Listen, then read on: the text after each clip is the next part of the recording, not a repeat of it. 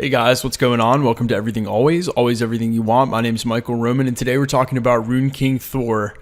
Arguably the Thor that we got in Ragnarok that has continued to up his power level and his game as we've gone along, and presumably the final version we're going to get here coming up in Avengers 4. If you can hit the subscribe button, maybe hit the alert button right next to it to keep up to date with my videos. Drop a comment, leave a like. I'm going to be doing a giveaway. I'll get into that at the end of this video, but all you have to do is be a subscriber and leave a comment. Okay, so Rune King Thor is a version of Thor from the comics. Commonly wore all black, like we saw Thor in this brand new promo art that leaked this week, his all black getup. And Rune King Thor is maybe one of the top 10 most powerful Marvel superheroes characters that's ever existed. His list of powers and abilities were nuts, and I don't think the MCU is going to abuse all of this, but like, shout out to the dude in fandom who wanted to make sure that you knew that Rune King Thor's reality warping was only mid-tier. All right. Dimension manipulation, energy manipulation, molecule space-time manipulation, mind control, telepathy, disease immunity. Oh yeah, way to throw that on there. Like, we're really worried about that. Godlike strength, nigh omnipresence, nigh omniscience. Okay, Thor's a god. What's going on? You don't need to tell us that. But yeah, the omniscience, omnipotence thing, it's interesting because that was explored by Thanos quite a few times in the comics. I doubt they're going anywhere near that in the MCU.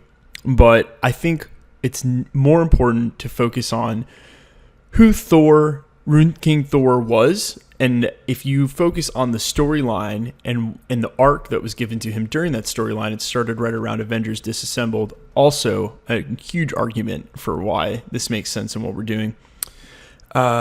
It's more about that than just like his ridiculous powers, right? Like, Thor is already one of the most insanely powerful people in the MCU. We've already seen that. But the story is awesome.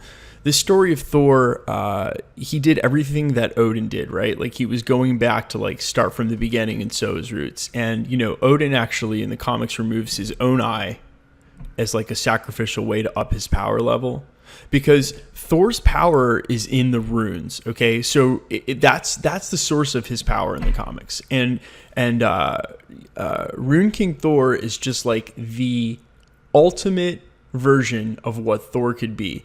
Thor's like, oh, okay, Odin, you took out one eye. Check this out. I'm taking out both my eyes. So Thor actually gouges his own eyes out in sort of like a sacrificial way to up his power level. And the story is about sacrifice.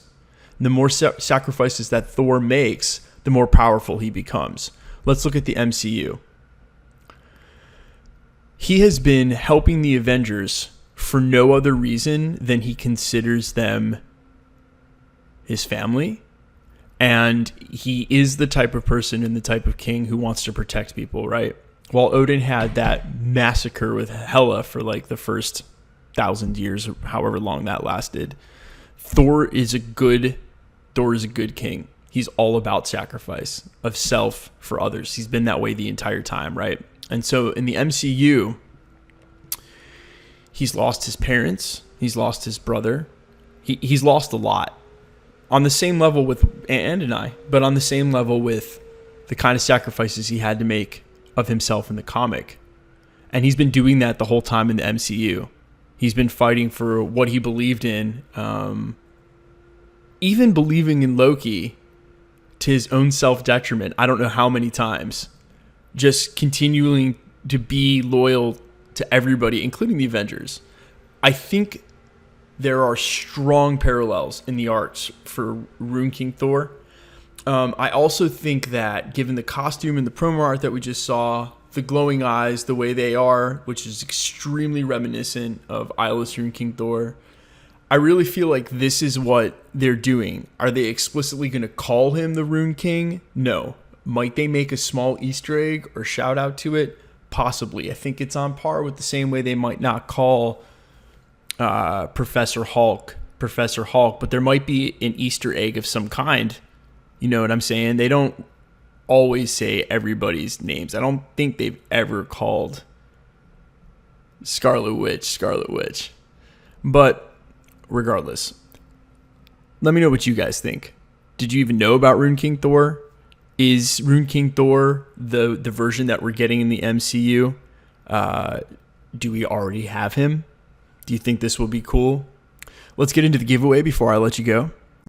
We're giving away an Iron Man 3 Trendsetters limited edition commemorative plaque. There's only 2,500 of these bad boys on the planet. Each plaque contains 6 actual film cells from the Iron Man trilogy. These things are super cool. All you got to do is subscribe to the channel, leave a comment on this video and or all of my other videos. The more videos you comment on, the better chance you have of winning. I'm going to be giving away one at the 5,000 and 10,000 subscriber mark. That should happen in the next couple of months, so be sure to check back with me to find out who wins. If you're already a subscriber, I can't thank you enough. If you haven't subscribed already, please do so and stick around. I'll see you guys again real soon.